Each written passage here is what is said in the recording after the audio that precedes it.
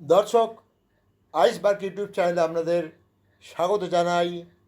আজকের টপিকস, বাংলাদেশ যে ভারতের কাছে হারবে গোটা বিশ্ব জানত, কেবল বাংলাদেশি জনগণ এবং তাদের মিডিয়া জানতো না। তো দর্শক, শুরু করা যাক। ভিডিও শেষ পর্যন্ত দেখবেন। যদি ভালো লাগে তাহলে ভিডিওটা একটা লাইক দেবেন, আর আমার চ্যানেলে যদি প্রথম হয়ে থাকেন তাহলে চ্যানেলটি সাবস্ক্রাইব করে পাশে থাকা বেল আইকনটা ক্লিক করে অলে ক্লিক করবেন। প্রথমে স্কোর বোর্ডে আসা যাক। প্রথমে বাংলাদেশ টসে জেতে এবং জেতার পরে ইন্ডিয়াকে ব্যাট করতে পাঠায়। ইন্ডিয়া নির্ধারিত 20 ওভারে 6 উইকেট হারিয়ে 168 রান তোলে, যেখানে কিনা সব থেকে বেশি কন্ট্রিবিউশন আছে অভিষেক শর্মার, যে কিনা 75 রান করে এবং দুর্ভাগ্যবশত রান আউট হয়ে যায়। Strike rate 200।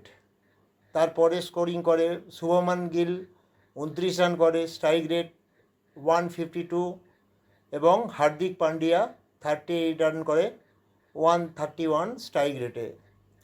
এবং বাংলাদেশের মধ্যে সবথেকে সাকসেসফুল বলার হলো রিশাদ হোসেন, যে 27 রানে 2 উইকেট নিয়েছে।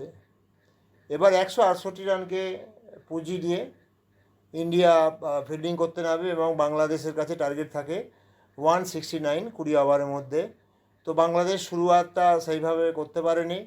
একজনই কেবল খেলে গেছে বাংলাদেশের, সেটা হলো সাইফ হাসান, যে কিনা 69 রান করে 135 রান, এবং পারভেজ হোসেন 21 রান করে, স্ট্রাইক রেট 110। তবে এই টোটাল ম্যাচে একবারও মনে হয়নি যে বাংলাদেশ জিতবে, একটা বারের জন্য মনে হয়নি। এবার ইন্ডিয়ান বোলারদের মধ্যে কুলদীপ যাদব 18 রানে 3 উইকেট নেয়, জসপ্রীত বুমরা 18 রানে 2 উইকেট, এবং বরুণ চক্রবর্তী 29 রানে 2 উইকেট। টোটাল বাংলাদেশ হারে 41 রানে। এখন প্রশ্ন হলো,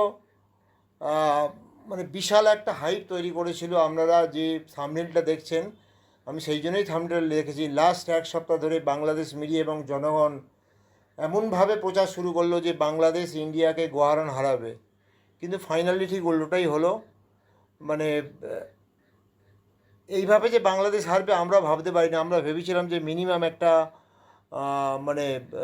দেবে, প্রতিদ্বন্দ্বিতা দেবে, কিন্তু বাংলাদেশ কিছুতেই কিছু পারলো না। তো বাংলাদেশের জন্য শুভেচ্ছা রইল পরের ম্যাচ পাকিস্তানকে হারাবার জন্য। এবং অ্যাজ এ ইন্ডিয়ান আমরা চাইবো না পাকিস্তানকে সামনে পেতে, কারণ পাকিস্তানের থেকে বাংলাদেশ অনেক বেটার টিম।